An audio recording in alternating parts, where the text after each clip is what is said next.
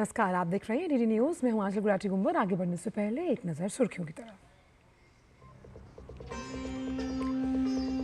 महाराष्ट्र के मुख्यमंत्री देवेंद्र फडणवीस का करारा जवाब। जनादेश का अपमान बंद करे राहुल गांधी। चुनाव फिक्सिंग वाले लेख पर देवेंद्र फडणवीस का सीधा हमला। हार नहीं बचा पा रही कांग्रेस।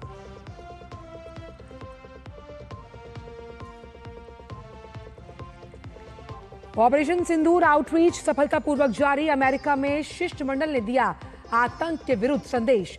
रविशंकर प्रसाद की अगुवाई वाले सर्वदलीय प्रतिनिधिमंडल की हुई स्वदेश वापसी।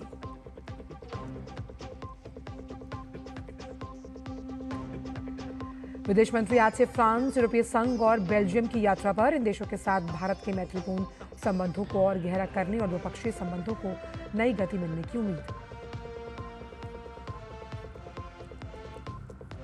कोलंबिया में भाषण दे रहे राष्ट्रपति पद के उम्मीदवार पर जानलेवा हमला। सर पर मारी गोली। बोगोटा में कर रहे थे चुनावी रैली को संबोधित।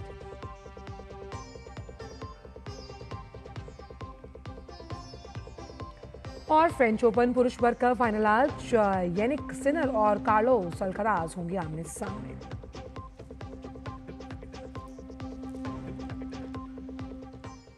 और आइए अब जान लेते हैं सभी खबरों को विस्तार के साथ।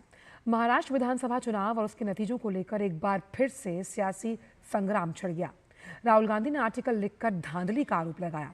अब राहुल गांधी के आर्टिकल का जवाब आर्टिकल से ही उन्हें दिया गया। दरअसल महाराष्ट्र के मुख्यमंत्री देवेंद्र फडणवीस ने कांग्रेस नेता राहुल गांधी की ओर से हाल ही में एक अखबार में लिखे गए लेख का जवाब देते हुए तीखा हमला बोला। अपने लेख में देवेंद्र फडणवीस ने न केवल राहुल गांधी के आरोपों को निराधार बताया, बल्कि उनकी मंशा और कांग्रेस की कार्यशैली पर सवाल उठाए। देवेंद्र फडणवीस ने कहा कि महाराष्ट्र में हुई पराजय राहुल गांधी को इतनी गहराई से चुभी है कि इसका मुझे भली भांति एहसास है। लेकिन अगर राहुल गांधी लगातार किसानों, हमारी बहनों और आम जनता के जनादेश का अपमान करते रहेंगे तो जनता राहुल गांधी को कभी माफ नहीं करेगी। उन्होंने राहुल गांधी के लेख को जनता को भ्रमित करने की कोशिश करार दिया और सुझाव दिया कि कांग्रेस नेता को हार स्वीकार कर आत्ममंथन करना चाहिए।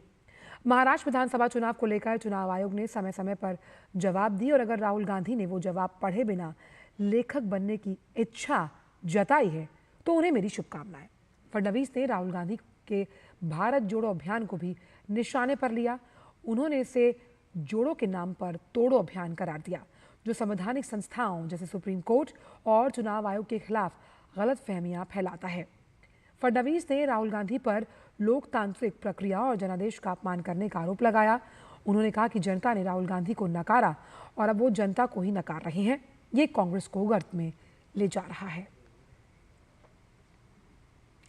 महाराष्ट्र विधानसभा चुनाव में फेक वोटर लिस्ट के कांग्रेस के दावों को चुनाव आयोग की जो सूत्र हैं उन्होंने खंडन किया। चुनाव आयोग ने मतदाता सूची को अपडेट करने की प्रक्रिया के बारे में पहले ही विस्तार से बताया है। मतदाता सूची में कोई भी नाम हटाना या जोड़ना संविधान 324 और जन प्रतिनिधित्व अधिनियम 1950 और मतदाता पंजीकरण नियम 1960 के प्रावधानों के अनुसार ही होता है। महाराष्ट्र में ये प्रक्रिया राजनीतिक दलों द्वारा नियुक्त 1,03,727 बूथ लेवल एजेंट्स की मौजूदगी में की गई, जिसमें कांग्रेस द्वारा नियुक्त 27,000 से ज्यादा एजेंट शामिल थे। महाराष्ट्र विधानसभा चुनाव में शामिल 9,77,90,752 मतदाताओं में से जिला मजिस्ट्रेट के समक्ष केवल 89 ने ही अपील की। ये अपील जन प्रतिनिधित्व अधिनियम 1951 की धारा 24 के तहत प्रथम अपीलीय प्राधिकारी के समक्ष की गई। वहीं मुख्य निर्वाचन अधिकारी के समक्ष केवल एक ही अपील दायर की गई है। महाराष्ट्र चुनाव में राहुल गांधी की ओर से लगाए गए धांधली के आरोपों पर केंद्रीय मंत्री गिरिराज सिंह ने कांग्रेस नेता राहुल गांधी पर निशाना साधा। उन्होंने कहा कि राहुल गांधी हार के मौसम के वैज्ञानिक बन गए हैं। वो अपनी हार का अनुमान लगा चुके हैं। जनता एनडीए के साथ है और हर क्षेत्र में सरकार जनता के लिए काम कर रही है। गांधी मौसम वैज्ञानिक अब नए हो गए, हार के मौसम वैज्ञानिक, और वो अपने हार का जायजा उनको मिल चुका है। जनता एनडीए के साथ है तो मैच फिक्स भी जनता के साथ है। जनता आज एनडीए के साथ इसलिए है हर गांव में सड़क है, बिजली है, स्वास्थ्य है, हर सेक्टर में सरकार काम कर रही है। जनता एनडीए के साथ है। राहुल गांधी को ये पता चल गया है, इसीलिए ऐसी भाषा बोल रहे हैं। डर गया सो मर गया, वो मरे हुए व्यक्ति हैं। मणिपुर में मौजूदा कानून व्यवस्था की स्थिति के मद्देनजर 5 जिलों में इंटरनेट और मोबाइल डेटा सेवाओं को बंद कर दिया। शनिवार रात 11:15 बजे से 5 दिनों के लिए यह आदेश दिया गया। इनमें इम्फाल पश्चिम, इम्फाल पूर्व, थौबल, बिष्णुपुर और काकचिंग शामिल हैं। वहीं बिष्णुपुर में अगले आदेश तक कर्फ्यू लागू कर दिया गया। दरअसल ये आदेश शनिवार रात आरामबाई तेंगोल नामक मैतई समुदाय के नेता की गिरफ्तारी के बाद इम्फाल में हुए विरोध प्रदर्शन को लेकर जारी किया गया। प्रशासन को आशंका है कि कुछ असामाजिक तत्व सोशल मीडिया के माध्यम से भड़काऊ संदेश, तस्वीरें और वीडियो प्रसारित कर सकते हैं, जिससे शांति भंग हो सकती है और कानून व्यवस्था की स्थिति और खराब हो सकती है। जारी आदेश में कहा गया कि ये फैसला आपात स्थिति में बिना पूर्व सूचना के लिया गया, ताकि किसी भी प्रकार की अफवाह या उकसावे को रोका जा सके। आदेश में यह भी स्पष्ट किया गया कि इस निर्देश का उल्लंघन करने वालों के खिलाफ सख्त कानूनी कार्रवाई की जाएगी। इसके साथ ही प्रशासन ने जनता से अपील की है कि वो शांति बनाए रखें और किसी भी भ्रामक जानकारी पर भरोसा न करें। आतंकवाद के खिलाफ भारत की लड़ाई को धार देने और वैश्विक समुदाय को अपने रुख से परिचित कराने के लिए कांग्रेस सांसद शशि थरूर की अगुवाई में सर्वदलीय शिष्टमंडल 5 देशों की यात्रा पर है। शशि थरूर अपने प्रतिनिधिमंडल के साथ कल अमेरिका के वॉशिंगटन डीसी में महात्मा गांधी की प्रतिमा पर श्रद्धांजलि अर्पित कर चुके हैं। इसकी जानकारी उन्होंने सोशल मीडिया प्लेटफॉर्म एक्स पर दी। उन्होंने ये भी लिखा कि यह आश्चर्यजनक है कि विश्व की कई राजधानियां महात्मा गांधी की मूर्तियां और उनकी प्रतिमाओं से सजी हैं, जो 20वीं सदी के शांति, अहिंसा और मानव स्वतंत्रता के सबसे बड़े दूत थे। सांसद रविशंकर प्रसाद की अगुवाई वाला सर्वदलीय शिष्टमंडल आज स्वदेश वापस लौट आया। ऑपरेशन सिंदूर आउटरीच के तहत प्रतिनिधिमंडल 6 देशों की सफल यात्रा के बाद आज स्वदेश लौटा है। सांसद रविशंकर प्रसाद ने कहा कि आउटरीच कार्यक्रम के तहत ऑपरेशन सिंदूर की सफलता के बारे में पूरे विश्व को बताया गया है। पहलगाम के बर्बर आतंकवाद के खिलाफ बहुत गुस्सा है देशों में और सबों ने कंडेम किया, सहानुभूति की।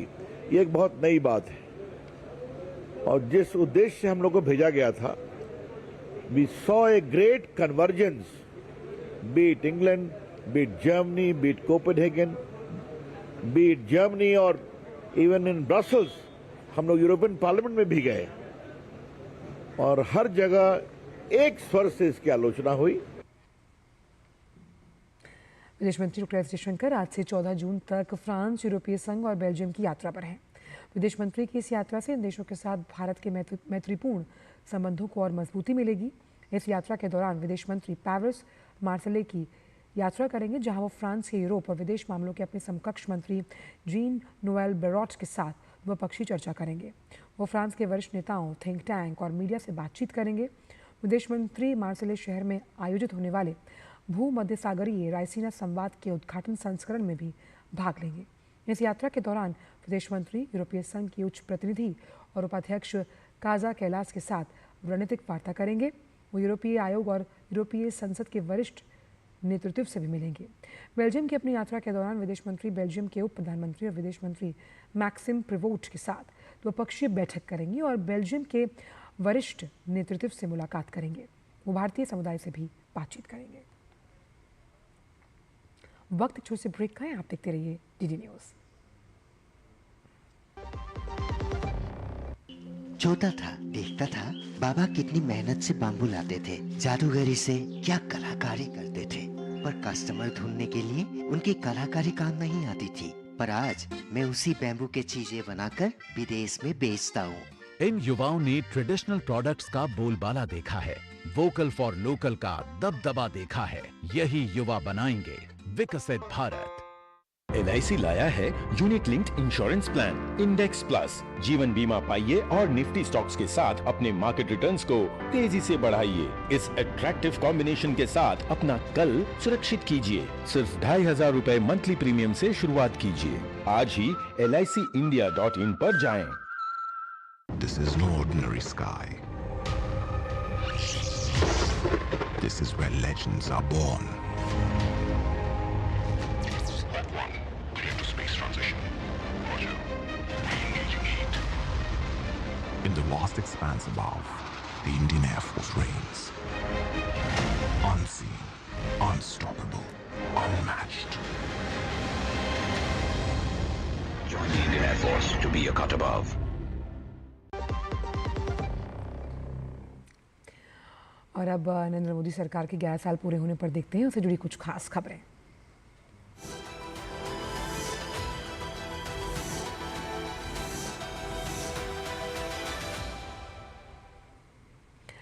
प्रधानमंत्री नरेंद्र मोदी ने एक्स पर देश की नारी शक्ति को समर्पित कुछ पोस्ट किए। प्रधानमंत्री ने अपने पोस्ट में कहा कि पिछले 11 वर्ष में देश की महिलाओं की अगुवाई वाले विकास को नए सिरे से परिभाषित किया गया। स्वच्छ भारत के माध्यम से सम्मान सुनिश्चित करने से लेकर जनधन खातों के माध्यम से वित्तीय समावेशन तक विभिन्न पहलों ने हमारी नारी शक्ति को सशक्त बनाने पर ध्यान केंद्रित किया।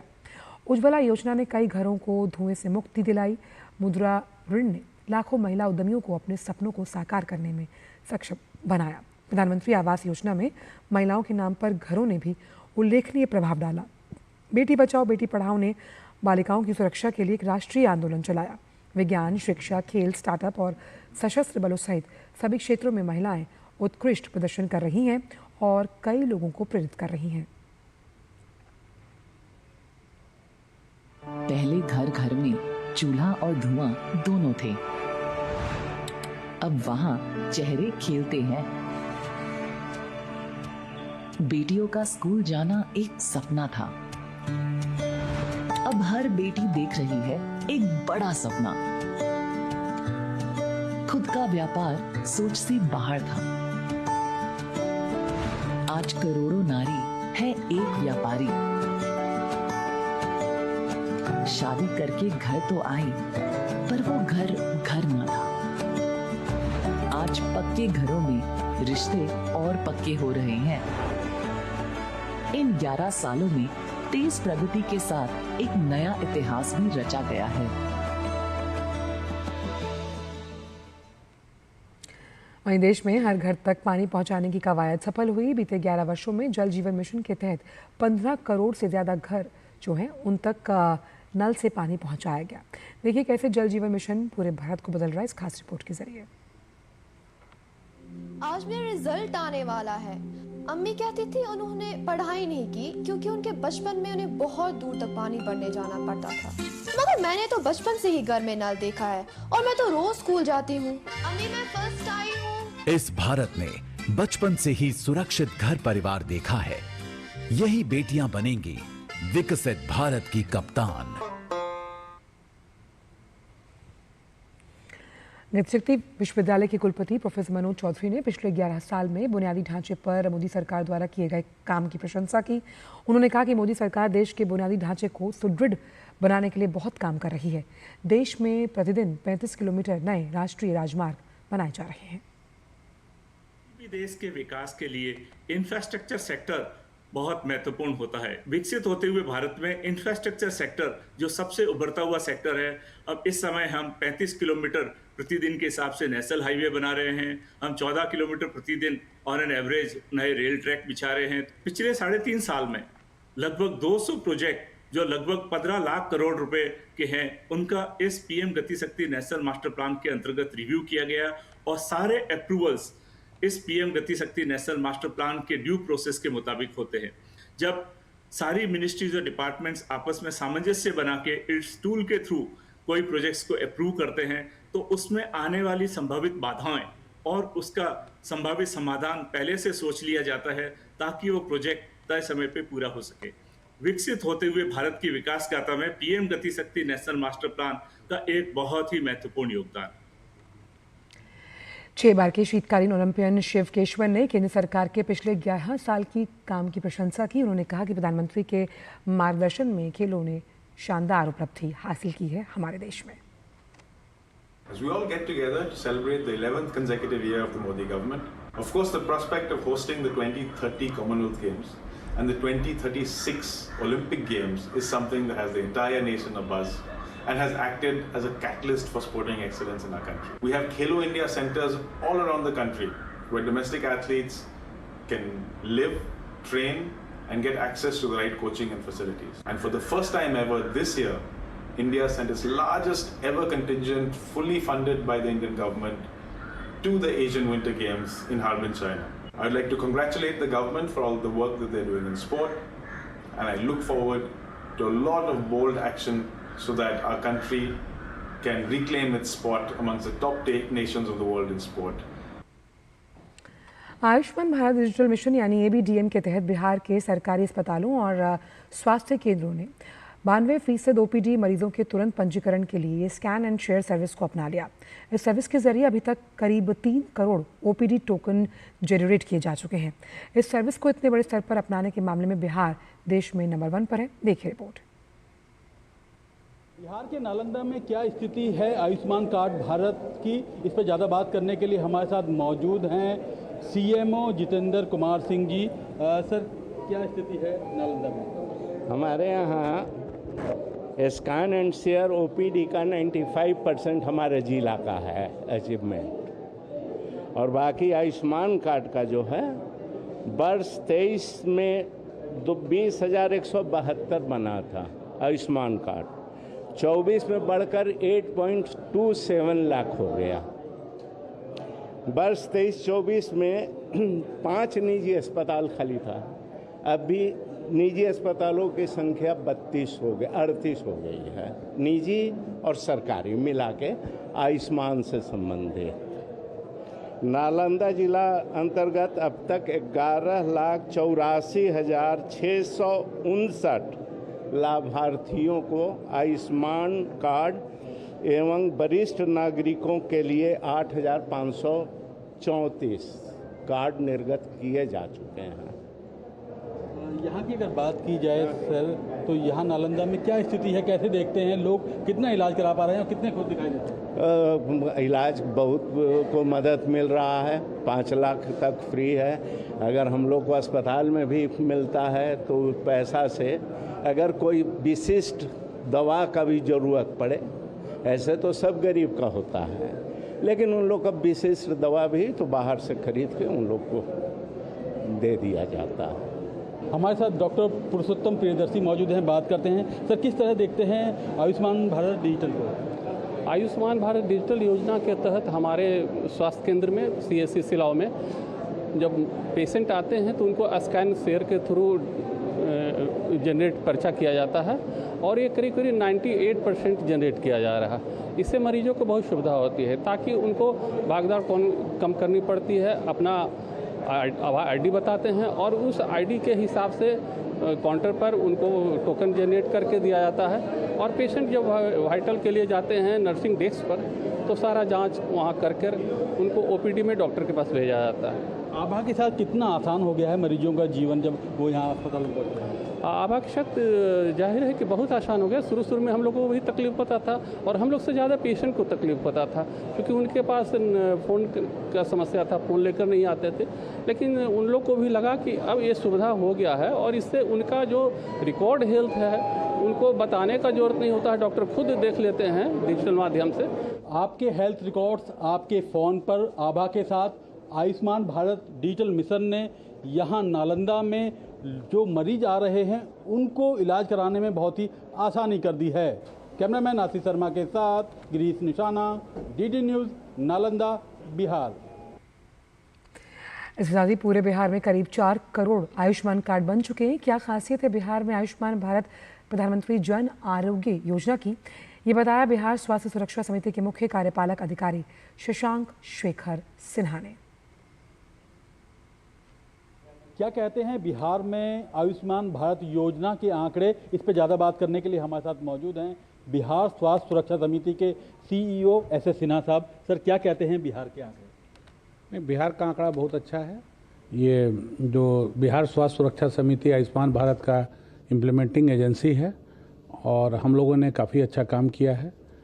हम लोग के यहाँ जो 6.21 करोड़ बेनिफिशरीज हैं और इसके अलावा जो लेफ्ट आउट फैमिलीज है जो उसके तहत मुख्यमंत्री जन आरोग्य योजना है, दोनों मिलाकर ये योजना बहुत अच्छी चल रही है। पहले जहाँ कार्ड की संख्या सिर्फ 80 लाख थी, अब वो लगभग ये 4 करोड़ के आसपास हो गई है। सारे हॉस्पिटल्स में जहाँ पहले हम लोग कुल पिछले 6 वर्षों में हम लोगों ने सिर्फ 1000 करोड़ रुपये खर्च किए थे, वो सिर्फ इस वर्ष ही 1010 करोड़ रुपये हम लोगों ने खर्च किया।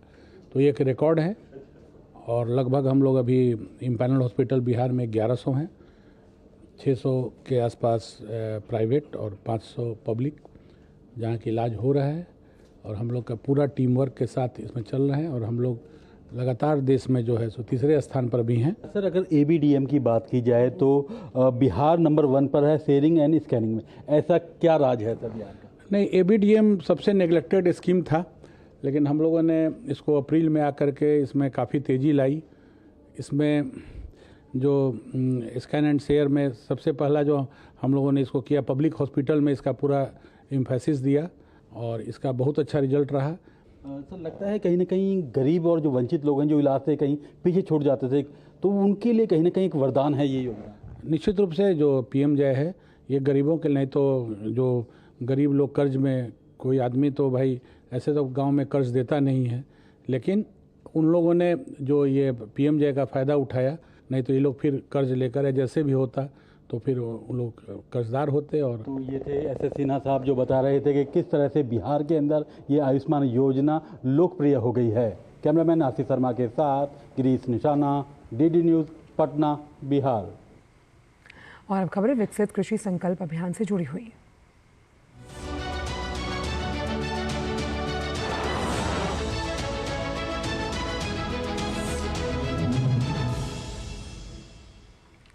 उत्तर प्रदेश के हरदोई में भी विकसित कृषि संकल्प अभियान का आयोजन किया जा रहा है। अभियान के तहत हरदोई में कुल 135 ग्राम पंचायतों को चिन्हित किया गया, जिसमें कृषि विज्ञान केंद्र के वैज्ञानिकों और कृषि के सहयोगी विभाग के अधिकारियों और कर्मचारियों द्वारा जो तमाम कृषक हैं उन्हें नई तकनीक के बारे में जानकारी दी जा रही है। जिले के भरखनी और हरपालपुर ब्लॉक में कार्यक्रम का आयोजन किया गया। भरखनी में सवाईजपुर के विधायक माधवेंद्र प्रताप सिंह रानू की मौजूदगी में किसानों ने बढ़ चढ़कर कार्यक्रम में हिस्सा लिया। इस दौरान किसानों के हित में सरकार द्वारा चलाई जा रही प्रधानमंत्री किसान फार्मर रजिस्ट्री, डिजिटल क्रॉप सेवा, जैविक खेती, प्राकृतिक खेती, फसल बीमा आदि योजनाओं की जानकारी दी गई। साथ ही खेती में नवाचार का प्रयोग कर रही कृषि लागत कम कर अपनी आय में बढ़ोतरी करने पर चर्चा हुई। किसानों को उड़द, मूंग, ज्वार, बाजरा, तिल के निःशुल्क मिनी किट बांटे गए। जैविक फर्टिलाइजर्स के अधिक प्रयोग के लिए किसानों को प्रेरित किया गया। ये विकसित कृषि संकल्प अभियान भारत सरकार और उत्तर प्रदेश सरकार द्वारा ये चलाया जा रहा है। सारे जनपदों में कार्यक्रम चल रहे हैं। हरदोई जनपद में 135 ग्राम पंचायतों में ये कार्यक्रम संचालित है। 29 तारीख से लेकर के 12 जून 29 मई से 12 जून तक ये कार्यक्रम चल रहा है गांव लेवल पर, जिसमें बड़ी संख्या में किसानों को प्रतिभाग कराया जा रहा है। इसका मूलतः उद्देश्य जो भारत सरकार, उत्तर प्रदेश सरकार ने निर्णय लिया है कि जो अभी हमारे वैज्ञानिक एग्रीकल्चर से जुड़े हुए हैं और लैब में रहते थे, उनको किसानों को खेत तक भेजा जा रहा है और जो भी नई नई तकनीकी जानकारी है वो किसानों को खेत पर उपलब्ध कराई जा रही है। भारत और मंगोलिया के बीच संयुक्त सैन्य अभ्यास नोमैडिक एलिफेंट 2025 चल रहा है। अभ्यास का ये 17वां संस्करण मंगोलिया की राजधानी उलान बटेर के विशेष बल प्रशिक्षण केंद्र में चल रहा है। अर्ध शहरी और पहाड़ी इलाकों में चलने वाले गैर पारंपरिक अभियानों के संचालन पर केंद्रित यह अभ्यास संयुक्त राष्ट्र के आदेश अनुसार किया जा रहा है।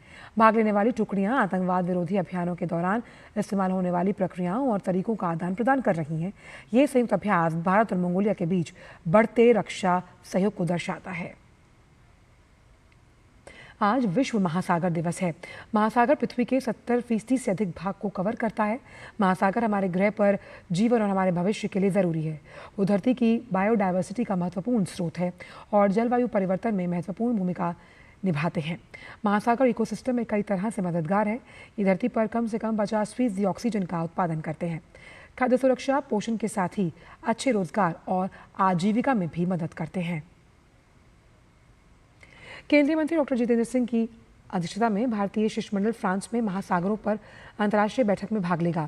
फ्रांस के खूबसूरत तटीय शहर नीस में आज से 13 जून तक संयुक्त राष्ट्र महासागर सम्मेलन आयोजित होने वाला है। बैठक में भाग लेने के लिए केंद्रीय मंत्री जितेंद्र सिंह वहां पहुंच चुके हैं। पृथ्वी विज्ञान मंत्री की यात्रा बेहद अहम है। इस दौरान वे महासागर प्रबंधन और समुद्री सहयोग पर भारत की वैश्विक भागीदारी के लिए प्रधानमंत्री की प्रतिबद्धता को दोहराएंगे। डॉक्टर सिंह अगले 5 दिन प्रमुख साझेदार देशों के मंत्रियों के साथ द्विपक्षीय बैठकों में भाग लेंगे। यूएनओसी के पूर्ण अधिवेशन में भारत का राष्ट्रीय वक्तव्य देंगे और महासागरीय कार्रवाई पर महत्वपूर्ण नीतिगत वार्ता में भाग लेंगे। सम्मेलन के औपचारिक सूत्रों के अलावा doctor Singh France, Germany, Vietnam, Indonesia और चिली के प्रतिनिधियों के साथ द्विपक्षीय बैठकें भी करेंगे। इन बैठकों से समुद्री प्रदूषण को लेकर महासागर विज्ञान और ब्लू इकोनॉमी से संबंधित पहलुओं के वित्त पोषण जैसे मुद्दों पर प्रमुख वैश्विक नेताओं के साथ भारत के सहयोग को मजबूत करने की उम्मीद है। खबरें खेल जगत से। अमेरिका की कोको गॉफ ने फ्रेंच ओपन 2025 का खिताब अपने नाम किया। साल के तीसरे ग्रैंड स्लैम के फाइनल में कोको गॉफ ने विश्व नंबर 1 आयराना सबैलेंका को 6-7, 6-2, 6-4 के अंतर से हराकर पहली बार फ्रेंच ओपन की ट्रॉफी अपने नाम की। कोको गॉफ का यह पहला फ्रेंच ओपन खिताब है। फ्रेंच ओपन में पुरुष वर्ग का फाइनल मैच आज खेला जाएगा। पुरुष वर्ग के खिताबी मैच में यानिक सिनर और कार्लोस अल्कराज आमने सामने होंगे। विश्व के नंबर 1 खिलाड़ी यानिक सिनर ने सेमीफाइनल में नोवाक जोकोविच को हराकर पहली बार फाइनल में प्रवेश किया और कार्लोस अल्कराज ने अंतिम 4 में मुसेट्टी को हराकर फाइनल में अपनी जगह पक्की कर ली।